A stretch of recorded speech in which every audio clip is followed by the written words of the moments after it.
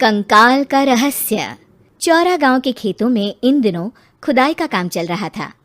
असल में इसी गांव से होकर एक अच्छी सड़क गुजरनी थी, इसलिए यहाँ खुदाई शुरू की गई थी। अचानक एक दिन खुदाई करने वाली मशीन से कुछ टकराता है।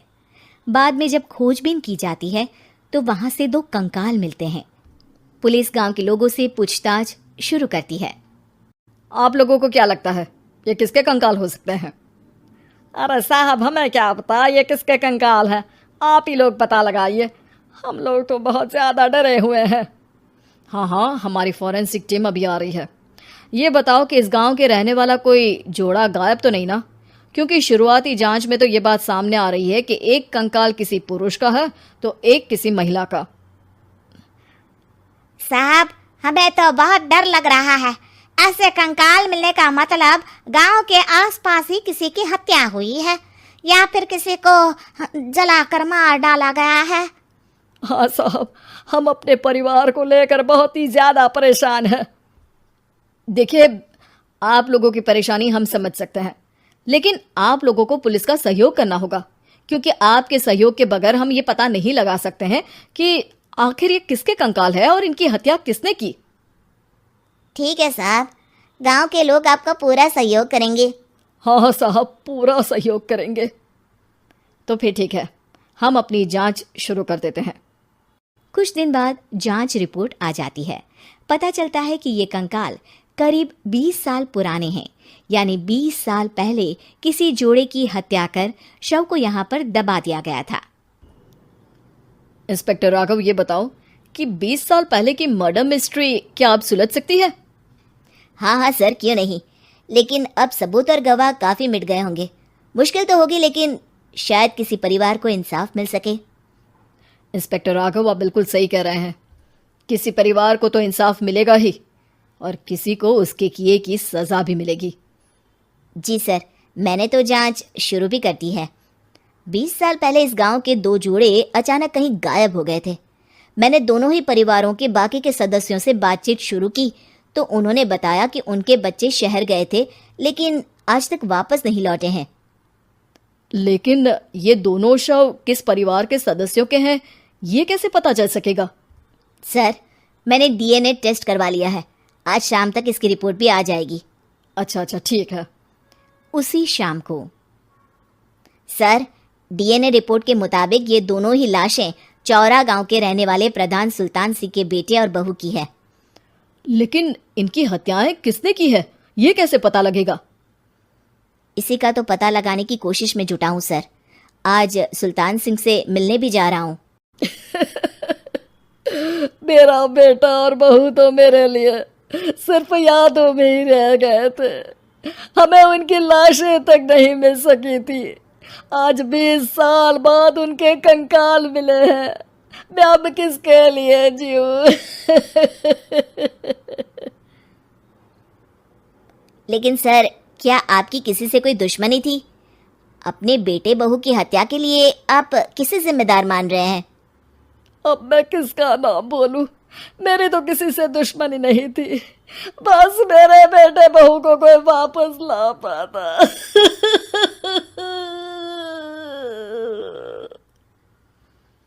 इसके बाद सुल्तान सिंह फूट फूट कर रोना शुरू कर देते हैं। सर, अब आप इनका अंतिम संस्कार करवा सकते हैं। कम से कम इनका शरीर ना सही, इनका कंकाल तो आपको मिला है। लेकिन हाँ, अगर आपको कुछ भी याद आए तो ज़रूर बताइएगा। मेरी तो बेटा अब उम्र हो गई है, लेकिन मेरे बेटे और बहू के हत्यारों का ज़रूर पता लगाइएगा, क्योंकि जब तक हत्यारे पकड़े नहीं जाएंगे मेरा मन नहीं मानेगा। सर, हमारी पूरी कोशिश रहेगी हत्यारे को पकड़ने की। लेकिन एक बात बताइए, उस वक्त आपको किस पर शक गया था? उस वक्त मेरे एक ड्राइवर को पकड़ा गया था, लेकिन सबूतों के अभाव में उसे छोड़ दिया गया था। अच्छा, और ड्राइवर पर कैसे शक हुआ था? क्योंकि उस दिन ड्राइवर छुट्टी पर था। उस समय लेकिन लाश क्यों नहीं मिल सकी थी? उस वक्त पुलिस ने बहुत कोशिश की थी, लेकिन दोनों की डेड बॉडी नहीं मिल सकी थी। ठीक है, हमारी तफ्तीश चल रही है, मैं फिर आऊँगा। इसके बाद इंस्पेक्टर वहां से चला जाता है और सुल्तान सिंह अपने बेटे और बहू की याद में खो जाते हैं। कुछ दिन बाद सुल्तान सर, एक बात बताइए, जब आपके बेटे बहू की हत्या हुई थी, उसी के आसपास आपके ही गांव का रहने वाला एक और जोड़ा उसी वक्त गायब हो गया था ना? हाँ सर, अलका और अभिषेक, वो भी मेरे बच्चों जैसे ही थे। तो फिर वो कहाँ है?